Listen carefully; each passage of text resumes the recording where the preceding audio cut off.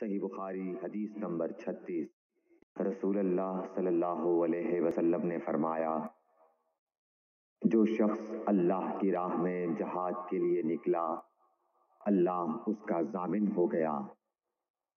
اللہ تعالیٰ فرماتا ہے، اس کو میری ذات پر یقین اور میرے پیغمبروں کی تصدیق نے اس سرفروشی کے لیے گھر سے نکالا ہے۔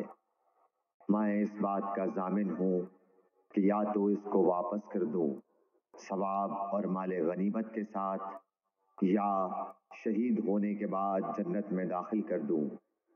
رسول اللہ صلی اللہ علیہ وسلم نے فرمایا، اور اگر میں اپنی امت پر اس کام کو دشوار نہ سمجھتا تو لشکر کا ساتھ نہ چھوڑتا، اور میری خواہش ہے کہ اللہ کی راہ میں مارا جاؤں، پھر زندہ کیا جاؤں، پھر مارا جاؤں، پھر زندہ کیا جاؤں، پھر مارا جاؤں۔